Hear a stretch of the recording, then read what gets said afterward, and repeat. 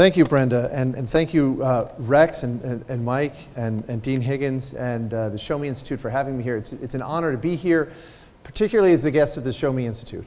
The Show Me Institute does fantastic work here in the state of Missouri, particularly on healthcare.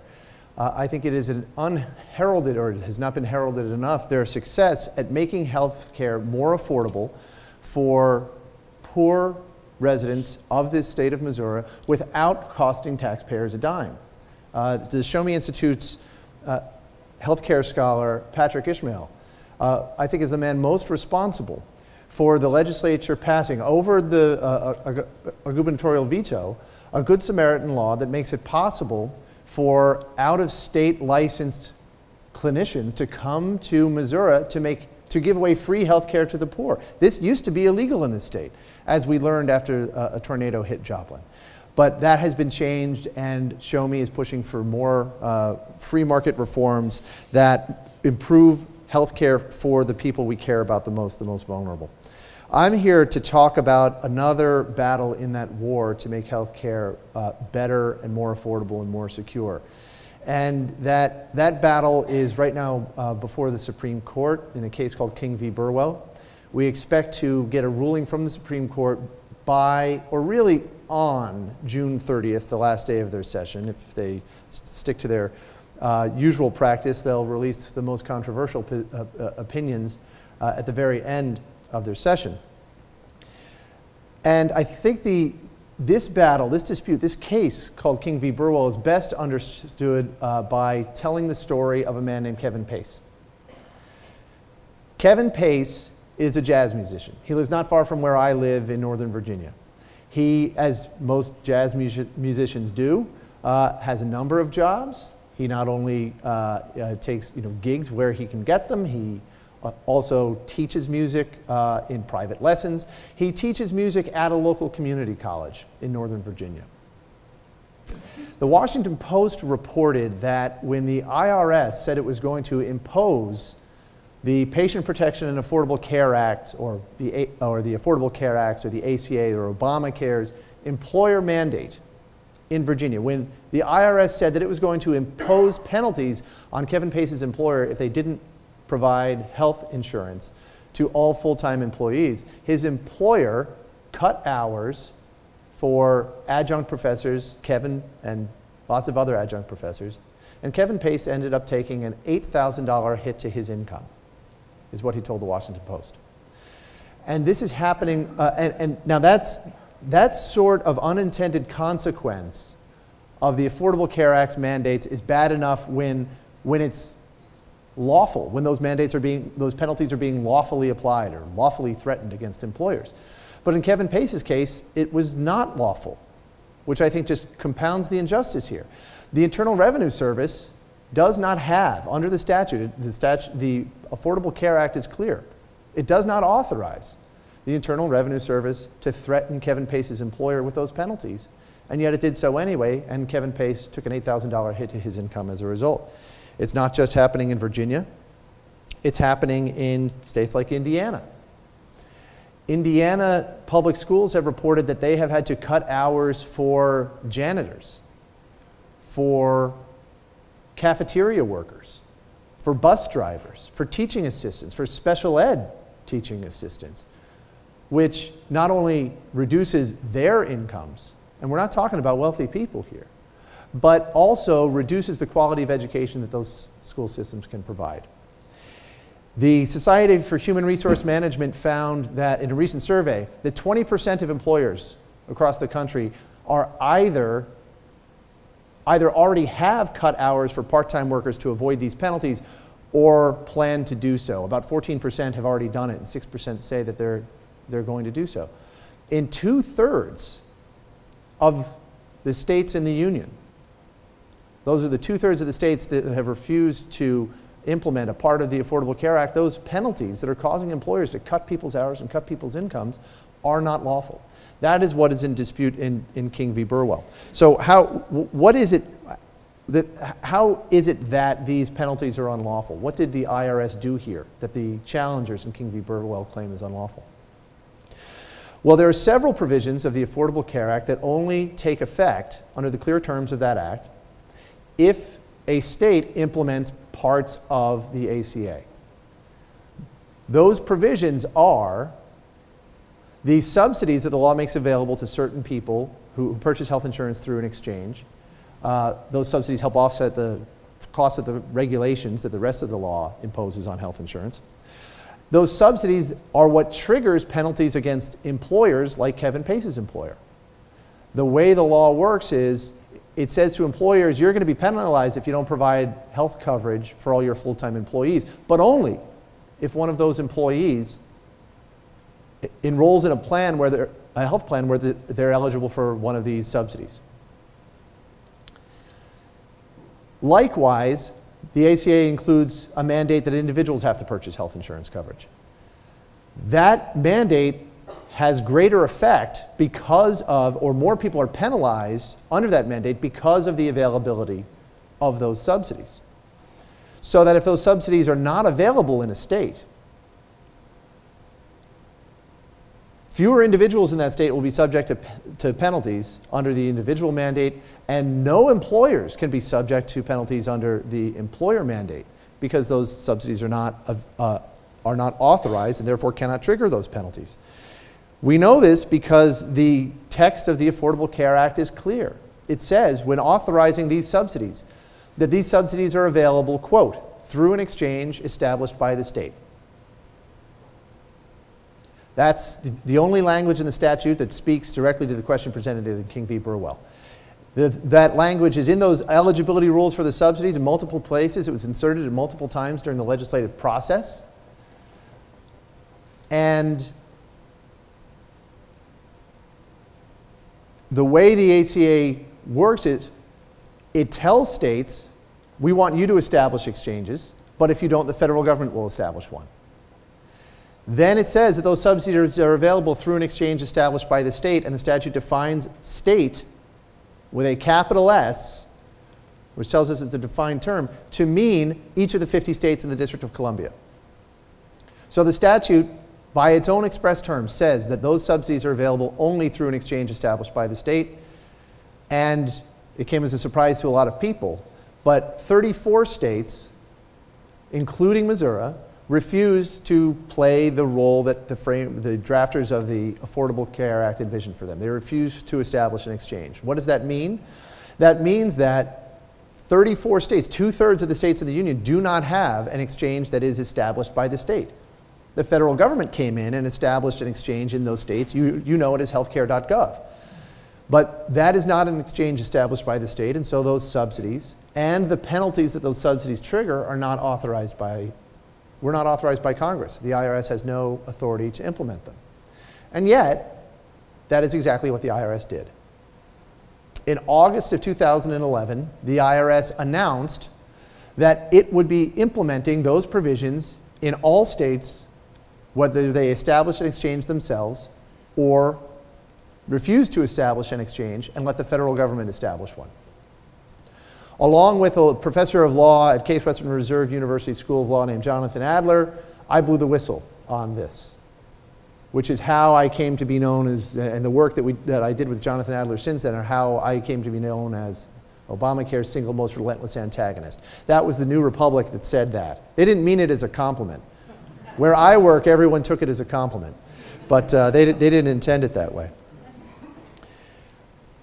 At the time, Jonathan Adler and I thought, well, this, they can't do this. It's clearly got to be a drafting error. It clearly has to be a mistake because Congress would not have intentionally withheld this essential part of the ACA's regulatory scheme in states that refuse to implement an exchange.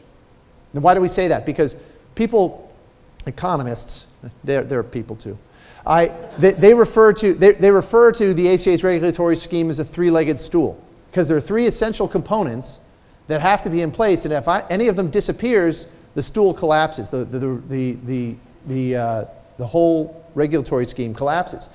One of those legs are the rules in the ACA that say insurers cannot discriminate against sick people. The second leg is the individual mandate. That exists because the first leg of the stool, those pre-existing conditions rules, increase premiums for healthy people and encourage them not to wait until they're sick to purchase health insurance. So the individual mandate requires them to purchase health insurance. But even if you require people to purchase health insurance, it doesn't mean they have the money to do it, especially since the first two legs of the stool do a lot to make health insurance more expensive for people. So they have a third leg of the stool, which are these subsidies that I mentioned. The subsidies that are available only through an exchange established by the state. We thought it had to have been a mistake. They would not have given states the power to knock out one of the legs of the stool, because if they did that, what would happen? Every state in the union would have the power to say, no, you're not going to be able to implement those subsidies here. You're not going to be able to use those subsidies to hide from people the full cost of the ACA's coverage. And if enough states did that, say 34 states, then that would force Congress to reopen this law, because it would expose to people the full cost of the coverage that this law requires them to purchase. And even congressional Democrats who voted for this law would want to reopen it. You remember what happened at the end of 2013 when people learned that the promise that the president made about if you like your health plan, you can keep it, wasn't exactly true, and 5 million people lost their health coverage. Well, a lot more people would lose their health coverage if states refused to participate in this. We would have known about that in 2013. Congress would have seen the damage coming. Congressional Democrats would have voted with Republicans to reopen the law and do something to fix it. And so Jonathan Adler and I couldn't believe that they would have intentionally done this. Our research told us just how wrong we were about that. So far as I know, he and I have done, Professor Adler and I have done more research into what Congress intended to do with this law than anyone else. We looked at every mention of health insurance exchanges in the congressional record. We looked at dozens, if not hundreds, probably hundreds of articles, talked to contemporaneous articles, news articles about the crafting of this law. We talked to dozens of reporters. We poured over committee hearings and different iterations of this bill and other bills. And what we found is remarkable. We found that there's not a single mention in any of these resources of anyone ever saying, any member of Congress or anyone else, ever saying that this law, the Affordable Care Act, will provide those subsidies in a federal exchange, even if states refuse to establish an exchange. There were other bills that Congress considered that did have that feature, that explicitly provided for exchange subsidies through a federal exchange. But Congress discarded those bills in that language in favor of the Affordable Care Act, which doesn't. So our prior belief, the assumption that we made that Congress could never have intended this, or that Congress obviously intended to authorize these subsidies in federal exchanges, I'm embarrassed to admit, and to this day I'm embarrassed to admit, I was so wrong about that. There is no evidence to support that assumption whatsoever. What we did find is evidence that supports the clear language of the statute.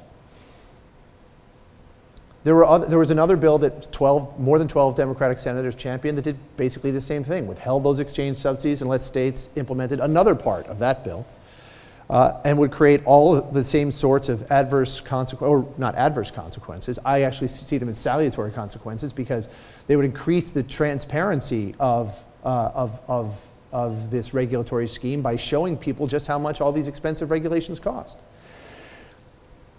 But they considered this in other bills. There are even 11 Democrats from Texas who complained about this feature of the Affordable Care Act. They said that under the Affordable Care Act, they wanted one of the other bills that would have authorized tax credits and these subsidies in federal exchanges. They said that under the Affordable Care Act, states will be able to block residents from seeing any benefit under the law, including these subsidies.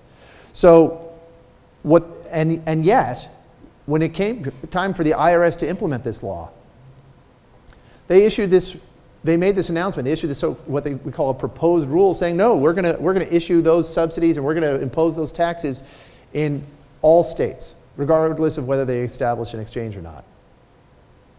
Interestingly, what little we know about how they put that rule together is not heartening. Interestingly, they actually had that statutory requirement that subsidies are available through an exchange established by the state in their implementing regulations, until they got a phone call from a political appointee at the Treasury Department.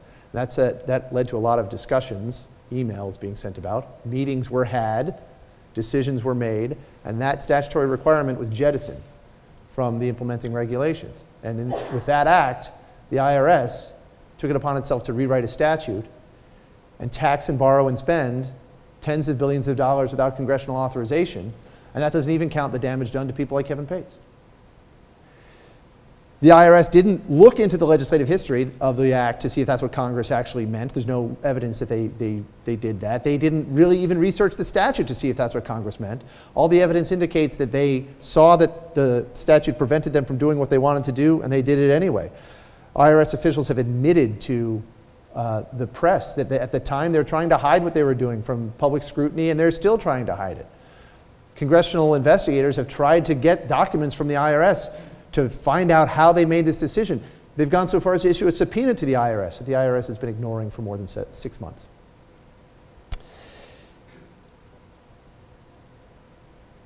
And so in May of 2012, the IRS finalized this decision without any explanation, or at least not without citing any part of the statute for support, for some sort of authorization for what they're doing.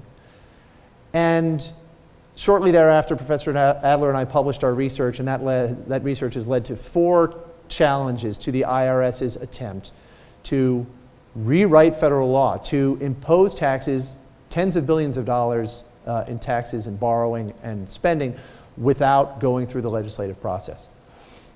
In 2 of those cases, federal courts have found that the statute, not only is the IRS wrong here, but the statute is so clear there should have been no mistake. One of those cases has now made its way all the way up to the Supreme Court, and that is King v. Burwell. The plaintiffs in King v. Burwell represent, they're 4 Virginia taxpayers who are being subjected to the individual mandate, even though, according to the statute, they should be exempt because their state did not establish an exchange. They also represent Kevin Pace and 57 million other Americans in those 34 states, more than 57 million, who are being subjected to taxes illegally by the Internal Revenue Service. So if the statute is so clear that the government is lost in 2 lower courts, what is the government's case? Well, they have won in a couple of lower courts, thanks to some tortured reasoning by a couple of federal judges who are loath to rule against the government here. But the government has a really hard case to make here. Because if you look at the operative part of the statute, it says that those subsidies are available through an exchange established by the state. Now, that doesn't necessarily preclude the IRS from implementing these provisions, the subsidies and the penalties they trigger, through a federal exchange. Why? Because Congress, even if that language were there, Congress could have provided authorization for those measures through an exchange established by the federal government. But it didn't. It's not in the statute. Congress could have defined the federal government as a state, to be a state for purposes of these subsidies. You remember earlier I said that Congress defined a state to be each of the 50 states in the District of Columbia. Well, that's what the Congress did with the District of Columbia. They took a non-state, they said we're defining it as a state, and now those subsidies are lawful if the District of Columbia meets all the pertinent requirements. Because Congress defined it that way. Congress did not define the federal government to be a state, nor did it define an exchange established by the federal government to be one, established by a state, nor did it define all exchanges to have been established by the state. Any of these things, if Congress had done any of these things, this case would have lasted that long or would have been thrown out of district court everywhere it was filed. But Congress didn't do any of those things. And so the government is reduced to arguing that the courts should look to clues elsewhere in the statute that point toward, that signal that Congress had that contrary intent, that intent contrary to what the statute says, that Jonathan Adler and I and lots of other people assumed Congress had when they enacted this law. The problem is that when they go fishing in the statute for these signals, every time these clues to what Congress's real intent was, every time they say they've got a nibble on their line, we reel it in and we find out that it's not a fish. There's no indication of a contrary intent by Congress. So we reel it in and we find out it's an old boot or car tire or something like that. There's just no merit to these claims. And so the government is actually arguing before the Supreme Court that the phrase an exchange established by the state really means an exchange established by the state or the federal government. They said it's a term of art that established by the state is a term of art that means established by the state or the federal government. That's how ridiculous the government's case has gotten. It wouldn't be ridiculous if there were any support for that claim elsewhere in the statute, but there isn't. So this case never should have gotten this far. And the fact that it did, given how deferential courts are to government agencies in cases like this, tells us that the statute is clear. and that the law and the facts are on the challenger's side and the agency doesn't have a leg to stand on. So the case went to the Supreme Court. Now what will happen? Well, I want to take a couple of minutes to talk about what happened in oral arguments, because a lot of people have been trying to read the tea leaves and read into what the justices said during oral arguments to try to find out what's going to happen. I also want to talk a little bit about what a victory for the challengers means, and then the likelihood of that. So let me actually start and how the court, different ways that the court might rule. Let me start with what a victory for the challengers might mean. It would mean that those subsidies disappear. A clean, simple victory for the challengers means the Supreme Court says the IRS cannot issue those subsidies in the 34 states, including Missouri with a federal exchange, and therefore those subsidies stop. And then every one of those 57 million employers and individuals who are being unlawfully subjected to those mandates and the penalties under those mandates will be freed from those illegal taxes. So the number of people who would lose subsidies in those 34 states is about maybe 8 million tops. The number of people who would be freed from those mandates is almost an order of magnitude greater. So the number of people who benefit far exceed the number who will be harmed. And a lot of people who lose those subsidies, they might also see themselves as benefiting too. They'd probably stop paying their premiums, save some money on what they had been paying, and still have the ability to buy coverage when they get sick, because the ACA prohibits insurers from turning them down. But for a lot of people who lose those subsidies, there's going to be pain. Those subsidies, for the average recipient, cover 72% of the cost of the premium. Again, they don't reduce the cost of coverage. They just shift it from the premium payer to the taxpayer. 72% of that cost, they shift from the premium payer to the taxpayer. What happens if those subsidies disappear? Well, instead of being billed for 28% of their premium by their insurance company, they're going to be billed for 100% of their premium. The premium is basically going to, the amount of their insurance bills is basically going to quadruple. The people who are going to stop paying those premiums are most likely going to be the healthy people who don't need the coverage. The people who are going to keep paying those premiums are going to be the people with the highest cost health conditions who need that coverage the most. That means that the insurance pools in the ACA's exchanges are going to skew sicker. Insurers are going to have to increase the premiums to cover, on the remaining enrollees, to cover those added costs. More people might opt out. And you get what economists call an adverse selection death spiral, where the insurance market collapses. That may happen, that may not happen until January of 2016. It may not, insurers may say, we'll finish out the year, but we're not going to participate in the exchanges in 2016, in which case the insurance markets in those states could collapse. Or insurance companies could just decide to drop those plans immediately. It's unclear whether they have the authority to do so, but what is clear is that even though the Obama administration isn't talking about what it would do to help people in healthcare.gov states who lose these subsidies, the administration has made a deal with insurance companies to say if those subsidies disappear, you have the right to back out of healthcare.gov. At least the right to stop selling and maybe the right to cancel those plans. So at the same time the administration is saying nothing about how they're going to help the consumer, they're providing a parachute to insurance companies, which tells you, I think, a little bit about whose side they're on.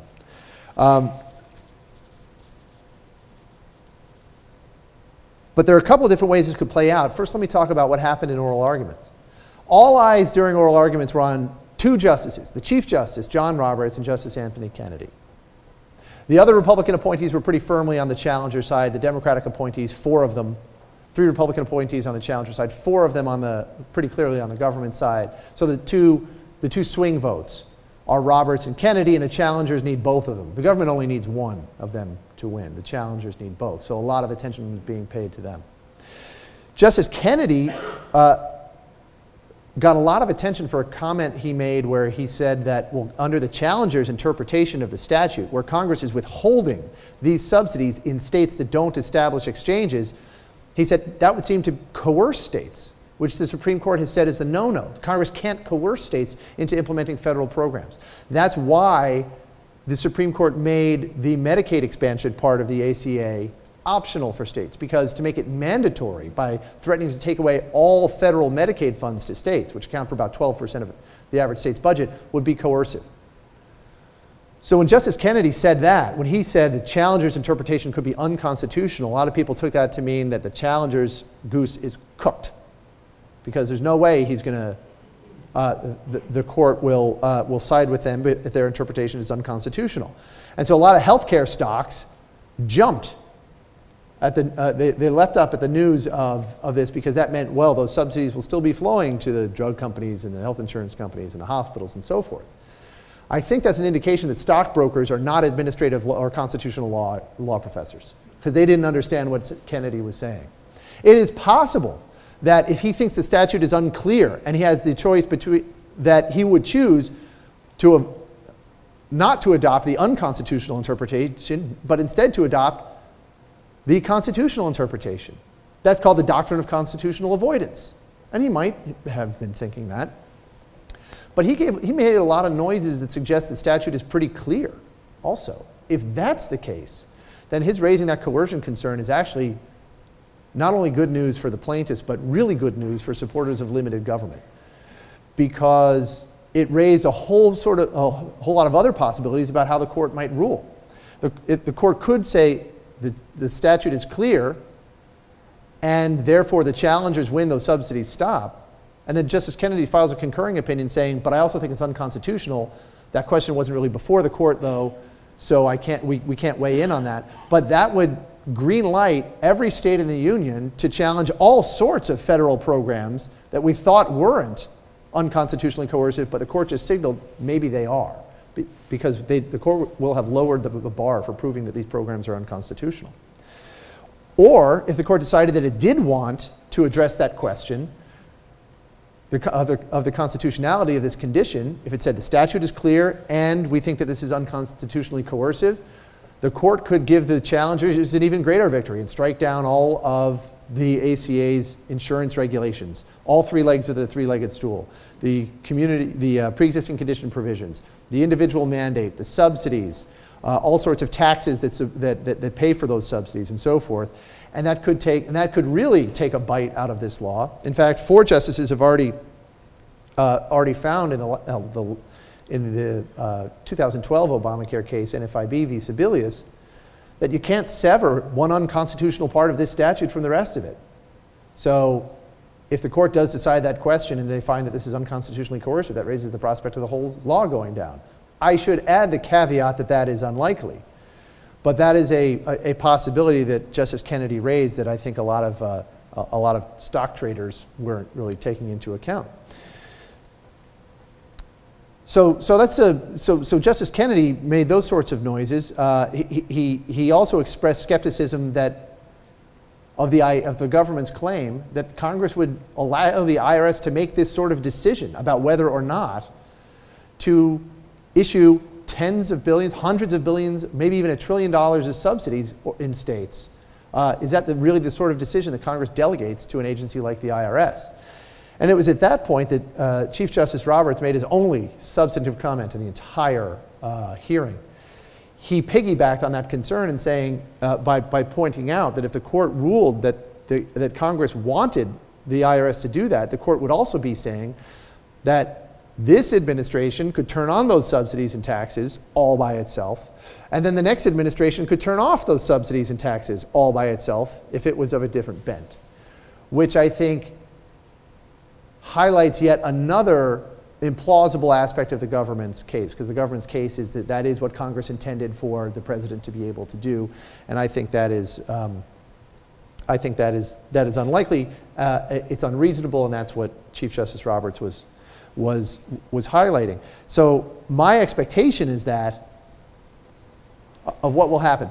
It's sort of a complicated, my expectation is a little bit complicated. Because the facts in the law are all on the side of the challengers, I expect that the court will rule for the challengers, because I expect people to do the right thing most of the time. At the same time, anytime you challenge, I recognize that anytime someone challenges an executive branch agency in a case like this, the odds are against them. We like to say it's like betting against the casino. So we like to say that the odds are a solid 20%. That's what having all the facts in the law on your side will do for you in a case like this. But at the same time, I do expect that the court will rule for the challengers, and That was my sense when I left the Supreme Court that day. So what happens after that? Well, it's hard to know because it's hard to know exactly how the Supreme Court will rule. They could rule for the government, I should have mentioned, they could rule for the government in a way that would actually help the cause of limited government. If, as I said before, Justice Kennedy sees that the government's interpretation is constitutional and the plaintiff's interpretation is unconstitutional, and he rules for the government, that would seem to be a loss for the plaintiffs, and it would be. But it would be a victory for the cause of limited government because that too, just by saying that this condition is unconstitutional, would signal to the states that, hey, the Supreme Court is ready to lower the bar for proving that the cooperative federalism programs and the conditions that Congress puts on benefits to states or state residents are unconstitutional. So go ahead, challenge No Child Left Behind. Go ahead and challenge all these EPA rules and so forth. So if we lose, that's how I want to lose. But it's hard to know what's going to happen after ruling because we don't know what the ruling is going to be. We don't know how the administration is going to respond. They're remaining as tight-lipped about their next move as possible because they want to make a ruling for the challengers appear to be as disruptive as possible because they want to prejudice the court against the challengers. So even if we get a ruling for the challengers, it's hard to know when exactly it's going to take effect. Justice Alito raised the prospect of staying the effect of that ruling until the end of the year rather than letting it take immediate effect in July of this year. It's also hard to know what the administration is going to do. They're not saying what they're going to do. There's some simple things they could announce. They could say that people who lose their subsidies because if the Supreme Court finds them to be unlawful will not have to pay those subsidies back. They could be on the hook for repaying up to $5,000 of the subsidies they received for the last 2 years. The IRS could do that for them. They could announce right now that they won't force them to pay that money back. They haven't done that. They could tell all these people, we will allow you to switch plans to a less costly plan if you lose your subsidy. They're not telling them that. Secretary of Health and Human Services Sylvia Burwell could right now tell insurance companies participating in healthcare.gov, we're going to pay you all these subsidies for the rest of the year so that no one will lose their subsidies until the end of 2015, no matter what the court does. They're not doing that. They're not even talking about possibly doing that. I admire Congress for wanting to talk about a response to a King ruling and coming up with plans for it when they have no idea what the landscape is going to look like because they don't know what the court or the administration are going to do. I think that we should view those plans really as just conversation starters and not any serious attempt at legislating because they're really legislating blindfolded at this point. What Congress should be doing right now, however, is investigating this administration and how it made this decision, investigating the IRS in particular. Because what we know about the IRS and how they made this decision suggests that they knew that the law does not allow them to do what they did, but they did it anyway for political reasons.